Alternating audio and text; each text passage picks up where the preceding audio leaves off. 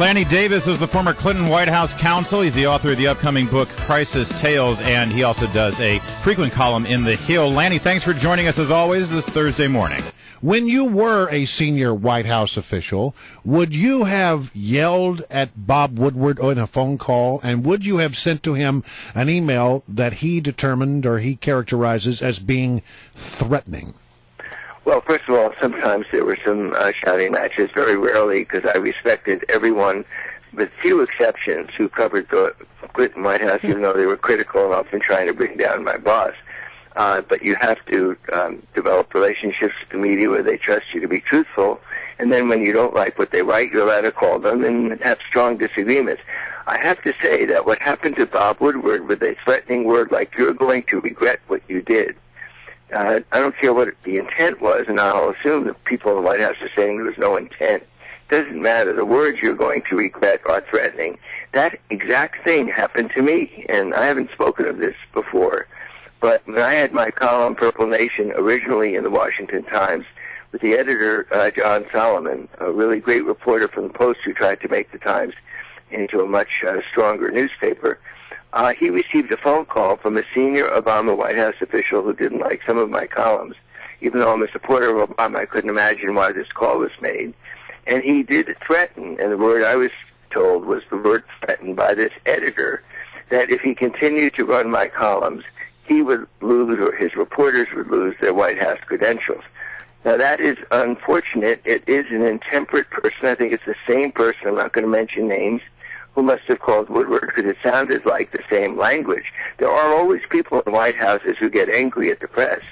For goodness sakes, President Clinton used to get angry at the press. Excuse me, I have to stop you. They're doing their job, and to threaten is counterproductive. It doesn't achieve anything, and it is counterproductive. I have to stop you there because, as a former White House correspondent, for someone to suggest that we disagree with you, and because we disagree with you, we're going to take away your White House press credentials? That threat was actually made? Well, the editor called me and said that there was an implication that if you don't stop running Davis's column, we're not going to treat you so well, and the implication was we'll even take away your credentials. Wow. He didn't take it seriously because he didn't think that could ever happen. He thought it was bluster.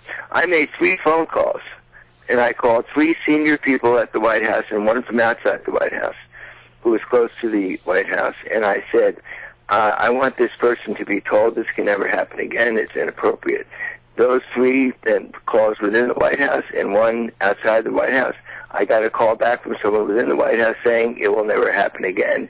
The only reason I'm speaking about it is that the same person is there, and I don't know who Bob heard this from, but first of all, you don't threaten anyone. Secondly, you don't threaten Bob Woodward, and if we're arguing about the word threaten, you don't use the word "you're going to regret," even if you mean it, "Oh, you're going to feel sorry because you're wrong." No, that's not the way that word is read, and the person who did this should publicly declare who he is, say he's learned his lesson, and he's never going to do it again. I'll buy a bridge in Brooklyn for $5 if that happens. Well, I just think you've made some really interesting news on a day when this is probably going to get picked up and run somewhere. I never talked about it before, and late last night I decided in this regular wonderful occasion to irritate you guys on WMAL, I always love doing this, that when I read about Bob, who I know from Watergate days, he put me on, he told me I was on Nixon's enemies list. It was one of the greatest days I ever had. My mother was happier than when I was bar mitzvah-ing, you know. All right, well, I've known Bob through the years. He's one of the best reporters ever. He's factual. You can disagree with the facts that he reports, but he's factual. Don't mess with him about his facts. You can mess with him about the interpretation of his facts. But this is not a reporter you tangle with. I put up with it. I kept silent. Now that it's happened again, and the same person, I believe, is there, I'm just putting 2 and 2 together and getting 4. Maybe I'm wrong. No, that's definitely a pattern of behavior, Lanny. And guys, we really appreciate you bringing it to light here. Yeah, and listen, being on Nixon's enemy list may be like as good as a bar mitzvah. Hopefully, appearing here every week is better than a bris. I'm just saying. Less painful. There it is. All right.